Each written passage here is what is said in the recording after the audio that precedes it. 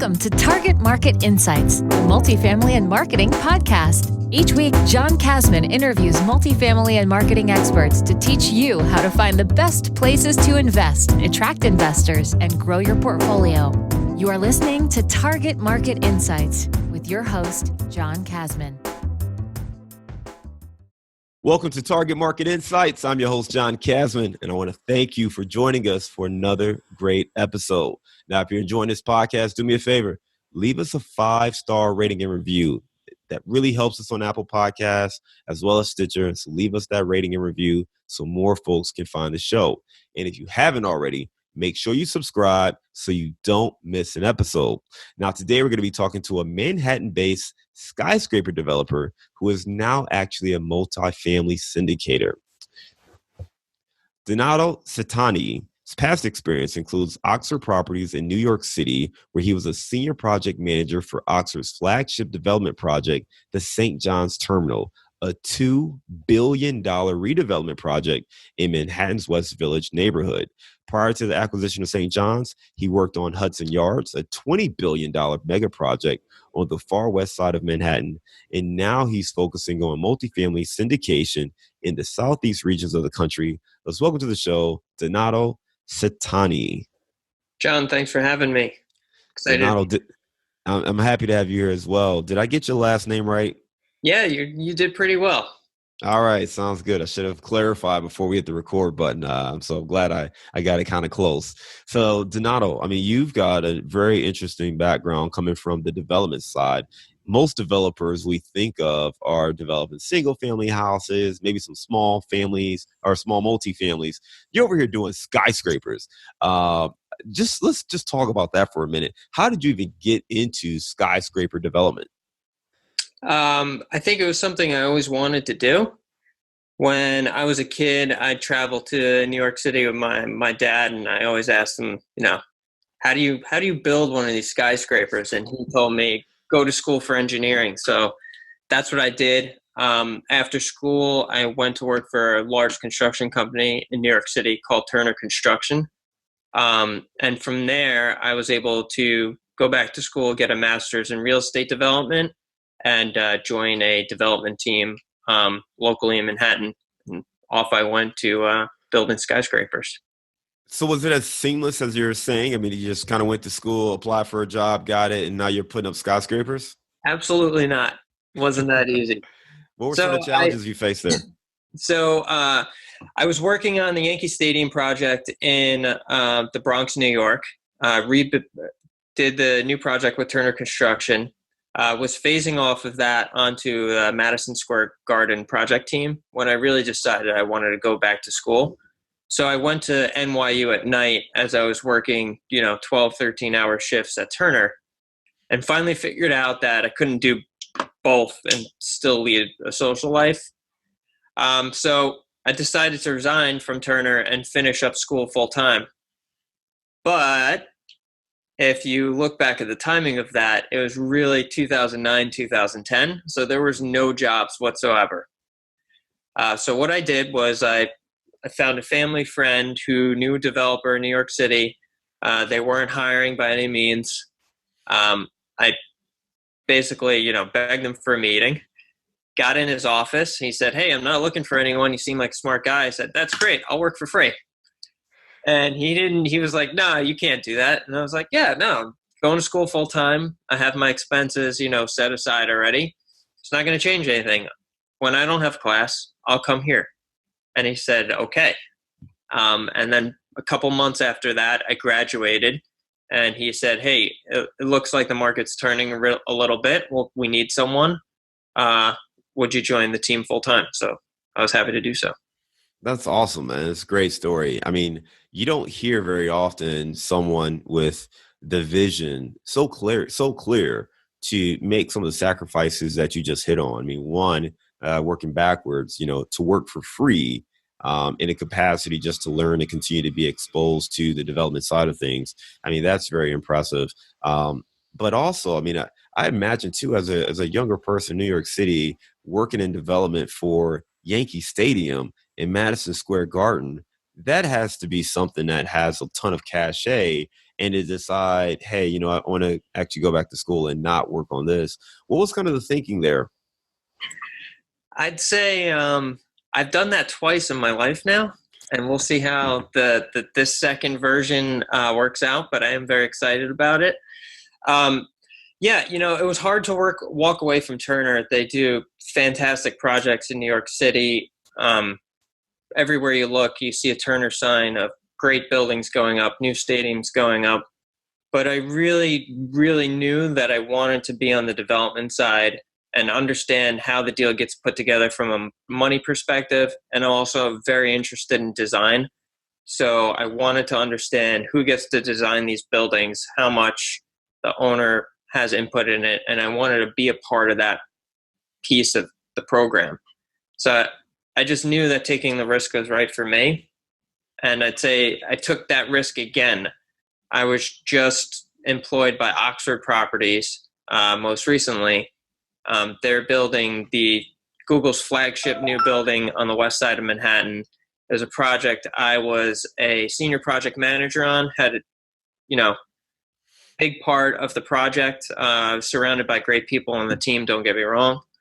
But some people, when I left there, said, hey, you're throwing away like the best new office building to come to New York City with the best possible client. What's going on here?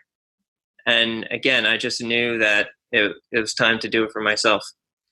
So I'm going to ask that same question. What's going on here? I mean, to walk away from developing Google's kind of flagship in the East Coast to focus on multifamily syndication, there has to be something extremely compelling that you see. Explain. So I really knew deep down inside, a couple of years back, I think it was 2013, I decided to do my own development project while working full-time for a developer. So I was able to put together a deal. The property wasn't for sale, but I approached the owner. I'd seen that he wasn't doing anything with it. Convinced him to sell it to me. Went and finished up getting approvals, put together my first syndication, and executed the project from redesigning interiors through the sales and marketing pitch, through selling all the condos at a great profit for my investors. And I knew then and there that that's what I wanted to do. I needed to be on my own. But doing that, especially in New York City, is very difficult because you need a lot of money to live day to day. And then you also need a lot of money to invest.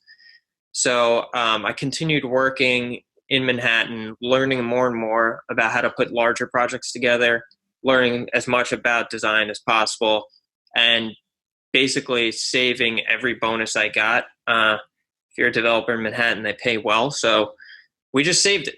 We didn't buy the fancy stuff that other people were buying. And it gave me the flexibility, midlife to just say, hey, we don't need that anymore. We're going to go try investing on our own full time and make business out of it as well.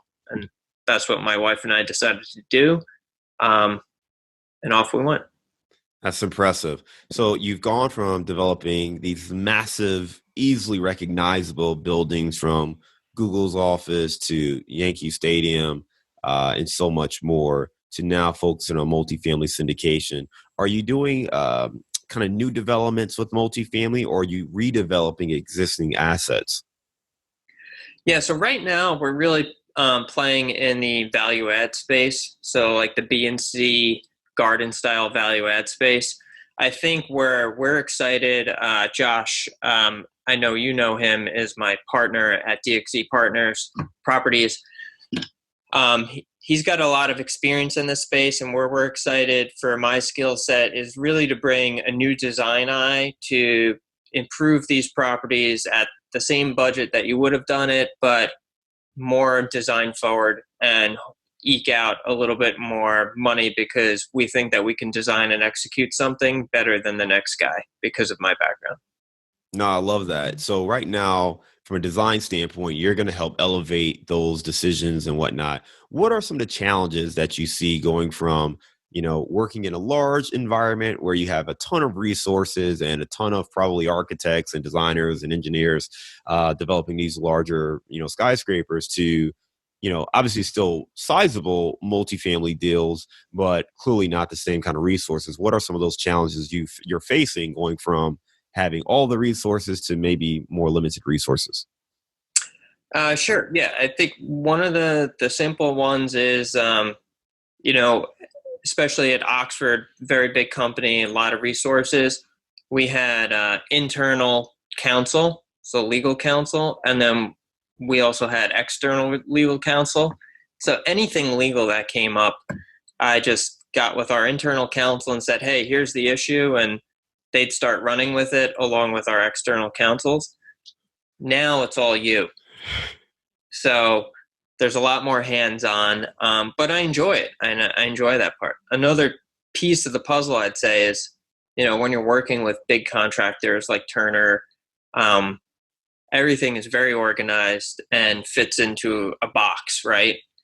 And when you're working with smaller renovation type contractors, they're not used to the questions that I'm asking, and the timelines that I'm asking for. So there's a little bit of a hurdle there, but I think they recognize, this is someone that knows what they want to do and they're going to make decisions quickly. So I also think they appreciate that more than a small owner that just stumbles around and doesn't know how to execute a plan. So you got the background. I want our listeners to learn a little bit more from you. So let's take this moment to learn from a Manhattan skyscraper developer. You mentioned that they're not used the contractors are not used to the types of questions that you're asking. Give us an example of some of those kind of questions that you're asking that are giving maybe more poignant decisions or feedback than maybe what some of the other small time owners are asking. Yeah, so I'll give you a quick little example. We're working on a project in Charlotte right now. We're actually just in contract, so we haven't started any of the renovations or anything like that. But even just talking to the property manager about how we're going to execute going into units and turning them over, and how I'm really demanding a schedule out of each unit turnover of, okay, what are we going to put in for flooring? Okay, 3 days for flooring. We're going to get the cabinet contractor right after that. How do we schedule those guys? Are those guys all available to come in right after another so that we don't have any downtime? Especially when you're working in New York City, you can't lose a day. So you can't have your flooring go in and then a day or two goes by and now you're putting in, a kitchen. Especially when you're talking about $30-40 million apartments, just think of the interest that you're spending per day if there's no one in that apartment working. So those are the type of things. I'd say otherwise, I think property managers in these type of markets have a lot of leeway to pick out cabinets, pick out door handles, doors, and things like that. Whereas we're giving them a very specific spec package down to the pull on the cabinet of what pull we want, what size we want. So it's just a little bit different, but we'll get them there. Have you found that is allowing you to control the deal more, or are you getting a lot of pushback and frustration from the property managers? I think a little bit of both. But I do believe that the, call it, added eyes on it will create a better product in the end. Both that we can show off as owners and the property managers can show off as, property managers to other potential clients that they have in the marketplace. Makes sense. What has been the biggest challenge transitioning from the development side to the syndication side? I'd say probably the biggest challenge is a company like Oxford, for example, a $50 billion real estate fund, totally funded through a Canadian pension fund. So there's no money raising, huge amount of resources around you at all times. And when you're out on your own, you're constantly just thinking about money raising. You're constantly thinking about making sure you stay in front of people to keep them in contact, just so that when you have another deal come through, the people are ready to invest with you in a new deal. So it's just an aspect that really wasn't part of the business at a company like Oxford, but now is very much a part of our daily lives. Yeah, I would say that's definitely a big thing, right? When you talk about the capital raise side of it, I mean, syndication, quite frankly, by nature, that's what it is, right? It's the pooling of the resources from different investors, and whether those you have different capital stacks you're getting it from, but ultimately that's a large chunk of it. And, so what it sounds like is with your background, you've been able to really crush it from a development standpoint, working on these major projects. And as you now come into the syndication piece, it is basically being an entrepreneur, right? Where you're handling legal aspects of things. You're probably working with the brokers, or the different vendors, the property managers, all different asset aspects of asset management, as well as making sure that you've got the capital ready for the next deal to go. Are there any tips you've learned when it comes to raising capital for deals, or kind of engaging your investor database? I would say something that we try to do is we try and keep in front of our investors and just let them know periodically on all deals. Every quarter we do a quarterly update, which includes a live webinar. And then we'll also send out that recording plus a full written presentation of how the property's doing afterwards. So being honest and upfront with existing investors helps a lot. And then also just keeping new potential investors in the loop with newsletters that go out periodically, or meeting with them for coffee, just to tell them like, hey, we're still out there, we're looking for deals. We haven't found one because we haven't found the right one. And when a deal does come, know that we looked at 100, 200, 300 deals that we already passed on, and this is the one where we're deciding to put our best foot forward on. Makes sense. I think those are great tips. And, raising money for deals is always, there's certainly some challenges that are built into that, but it can certainly be very rewarding as well, because you're helping other folks invest in these deals. And there's a lot of benefits. The way we look at it, part of it is understanding that there's a diversification from the stock market. So I'm sure with you being based out in New York, you get a lot of investors who maybe have all of their assets, if not most of their assets, in the stock market. So there's a way to get diversification from it. But there are a lot of tax benefits that everyday investors really don't understand. Can you talk a little bit more about some of the tax benefits that you see from multifamily?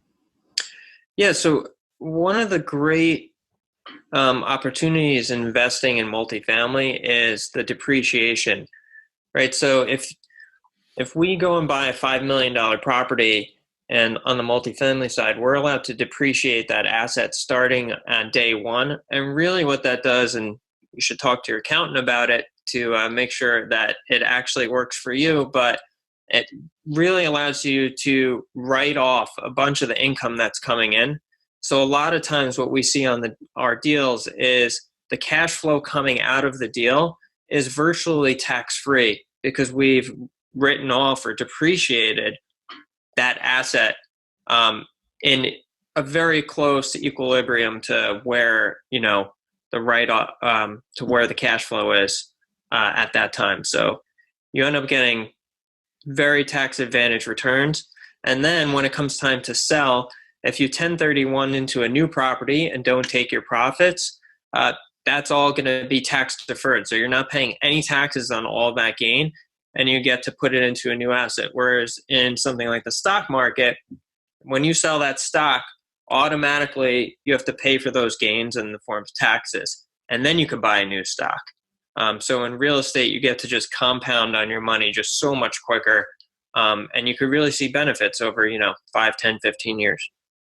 Yeah, I would implore anyone listening to, dive a little bit deeper on some of the tax benefits. I don't want to get into cost segregations right now, but, even on top of what Donato is talking about, there are some other ways to really accelerate the depreciation, do a bonus depreciation, and really save money on your taxes. And it can even offset not just the deal that you're in, but any other passive income that you may have. So if you are receiving K1 distributions from a business you own, or even shares of stocks, or things, maybe you own a practice if you're a doctor or a lawyer or something like that, a real estate broker, There are different ways to invest in large apartment syndications that can really provide some tax advantages beyond just the cash flow distribution. So definitely talk to a CPA and learn more about it.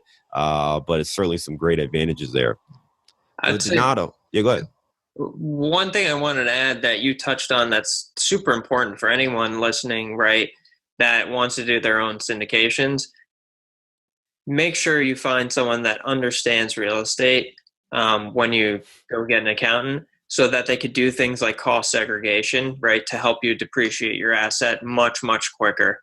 It's legal. You're allowed to do it, and you should do it to get all the tax benefits you possibly can. No, I'm glad you said that. I just recorded something with Brandon Hall and the real estate CPA guys, and we actually talked about that. And the point being is that this is not a situation where you probably want to go to your regular CPA.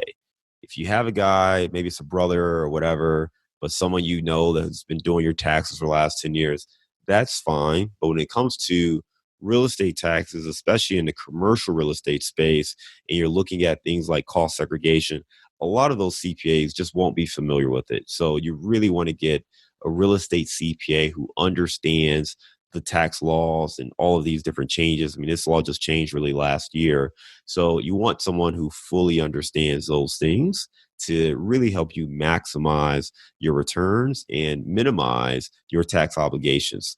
So Donato, I want to switch gears just a little bit more. We started talking about all of your developments in the New York area, Manhattan. You're now focusing on the Southeast region. Why the Southeast region?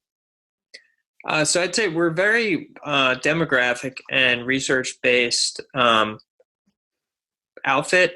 And what we've just found over and over again in all the census data that we pour over, all the employment data that we pour over, is it really is true, and it's profound, that people are moving from states like New York, New Jersey, Connecticut, and the Northeast to the Southeast. And it's not just baby boomers. So baby boomers are retiring and trying to escape the crippling taxes up in this region, but it's also, right out of college millennials that are going to school in the Southeast or finding a new job opportunity in the Southeast because companies are moving there too, just because of, the quality of life and the lifestyle and the lower tax base in the, some of those select areas. Yeah, it's interesting. My background is marketing, so we study market demographics and, Gen Z and millennials and all that stuff all the time. And that was something we saw a lot of as well. And it's kind of the smile states, right? If you think about it from, California, Arizona, Texas, shooting over to Louisiana and Georgia and Florida up into the Carolinas. And California is probably the outlier because there are a lot of folks who are leaving the state of California and moving to Washington, Oregon, and Arizona as well. But outside of that, they're primarily looking for warmer weather. You have jobs that are moving there, and then these companies or these states, they're attracting companies by providing the right incentives. So they're really fostering an environment that spurs growth. And we're seeing a lot of that happen. I mean, Texas has just continued to boom over the last, couple decades based on some of these changes where you see companies moving their headquarters there.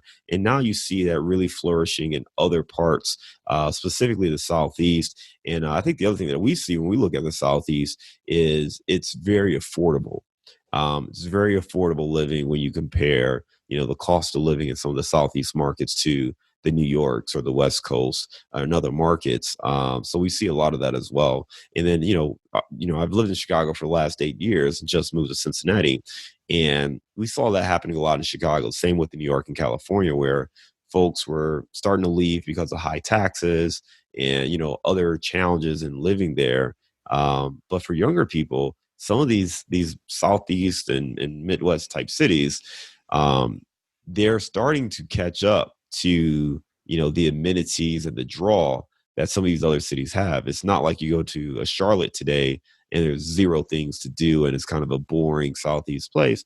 They've built up a nightlife there, restaurants and fun things to do and different companies there. So how much of that do you think is impacting your decision to be in the Southeast as opposed to maybe some of these other more popular markets? So I think definitely looking at the demographic changes is one of our prime focuses. And then furthermore, guys like me and you have to be aware that the economy's been in a boom for the last 10 or so years, right? And it's the longest expansion that I've ever seen in my lifetime. I'm sure it's the same for you.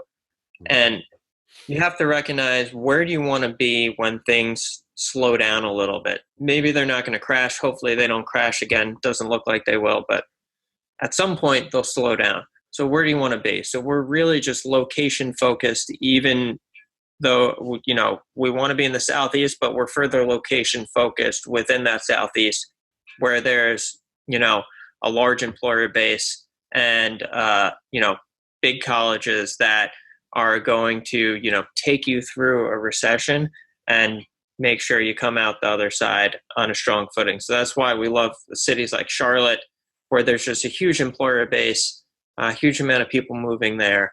And even through a recession, yes, you might not make as much money, but that city's not going to disappear off the map because one employer left.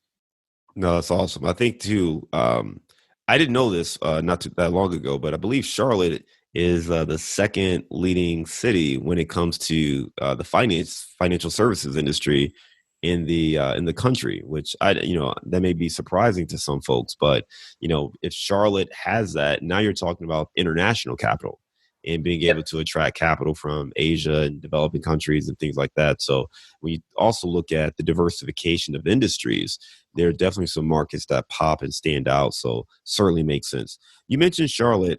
Without going into great detail, what are some of the other markets that kind of fit the general criteria that you've established? Sure. We like Charlotte. We really like Charleston. We own 3 properties down in Charleston. We always say we'd buy everything that we could down in Charleston, just because, the weather's great down there. There is a tourism industry which helps drive the economy, but it's also land constrained in that it's like a wedge, a triangle. So when you're down in Charleston, there's just nowhere to build and be close to work. So there's just not as much new development that could possibly happen in the next 50 years. Otherwise, we like Tampa a lot. There's a lot of great things going on in the Tampa area. And we've been looking in Palm Beach County more so because a lot of our investors own property down there, and they'd like to be able to see and touch something when they're down there, at their winter house. Absolutely makes a ton of sense. So you said Charlotte, Charleston, Tampa, Palm Beach County, some really good markets that are seeing growth, some job diversification, and lots of upside. And I love the point you made. None of us have a crystal ball and know when the market's going to draw back and start to change. But ultimately, what we want to do is make sure we're in the right markets when that happens. I know you and I kind of take a similar philosophy of focusing on cash flowing assets in these markets where there's a value add opportunity to increase the rents, increase the NOI, the net operating income of that property, and therefore kind of controlling our own destiny to an extent, right? We can force appreciation and then determine when we actually want to exit the property. Are there any other changes or anything else you're doing strategically that differs today than maybe if you were buying at the beginning of this boom? I would say I'm not sure that it's a change, but one thing we're being careful on is, call it, if we need to go into something with bridge debt, which we're only looking at on a selective basis, but if we do, being sensitive to, hey, in 2 or 3 years, what's the rate we're going to refinance on, and just give ourselves a little bit of cushion there in case rates were to go up. Everyone's uneasy about the economy and inflation, so they could go either way, and we want to give ourselves some cushion there.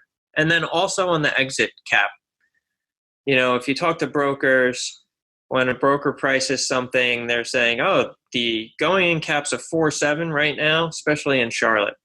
Going into 4.7, and we're forecasting an exit at a 5.1, a 5.2 cap.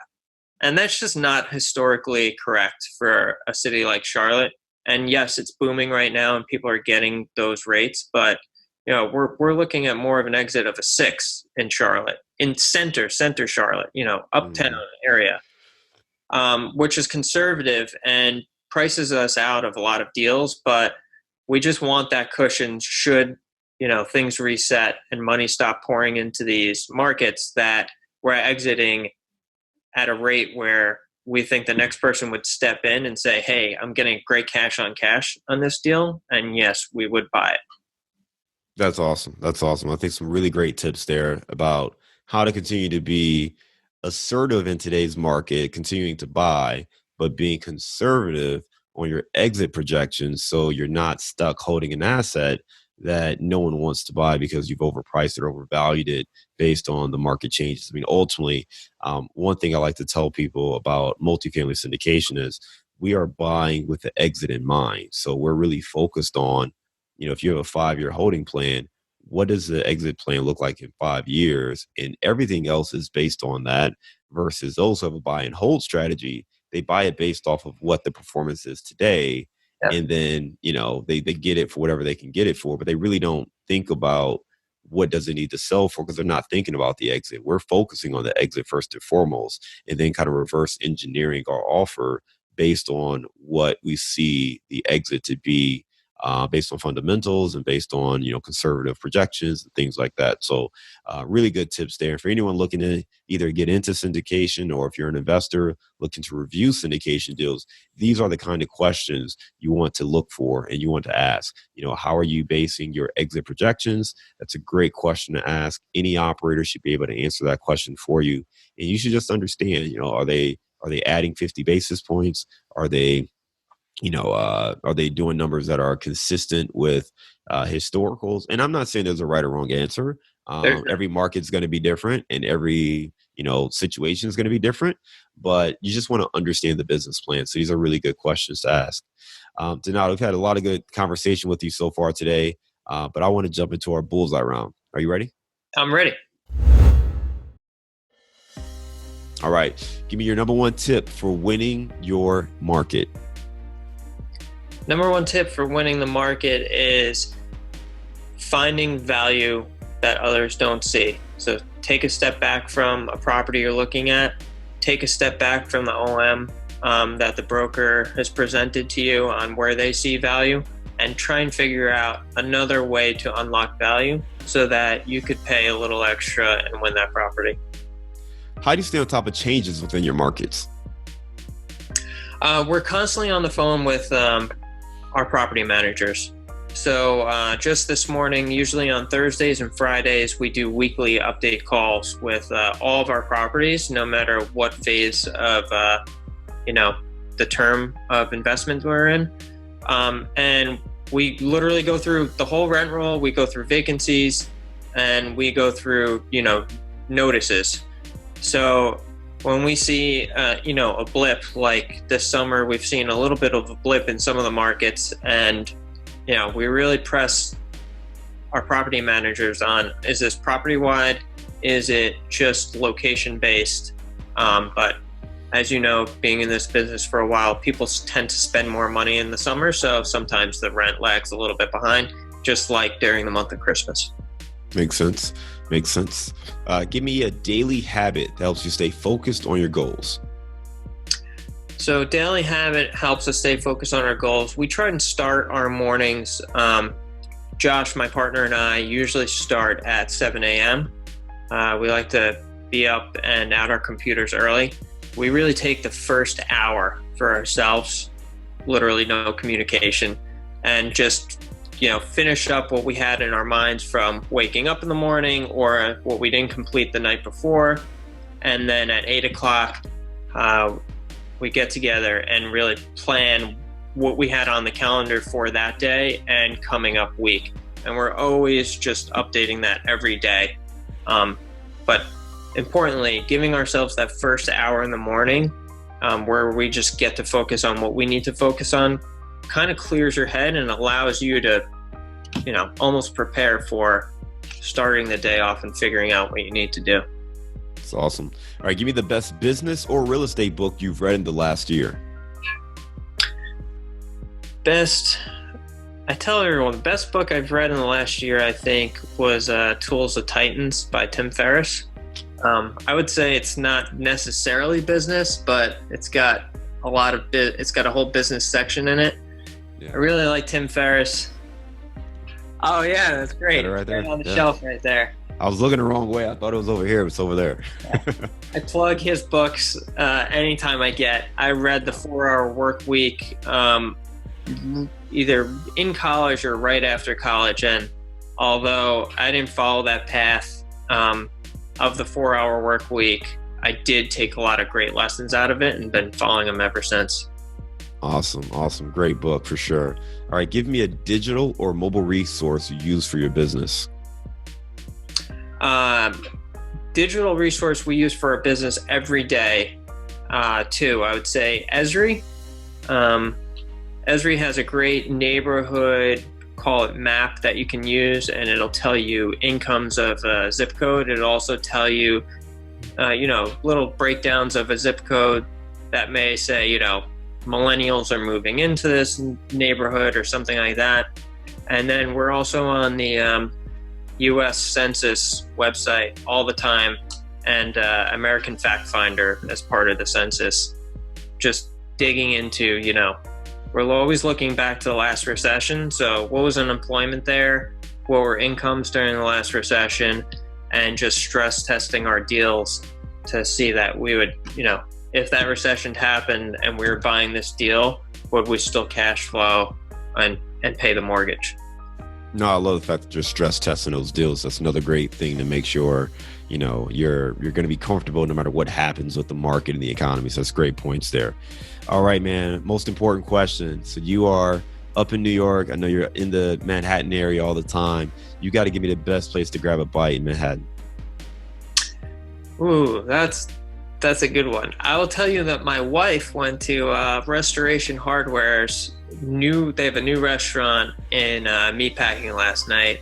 She said it was great. I think it's hard to get a reservation, but if you know you're coming with some time, go there. It's great people watching spot. And sounds like a lot of fun. Awesome. Donato, how can our listeners get in touch with you? Listeners can get in touch with us by going to our website, www.dxcproperties.com. Both Josh and I's emails are pretty simple, Settanni and j.eidengon@dxcproperties.com.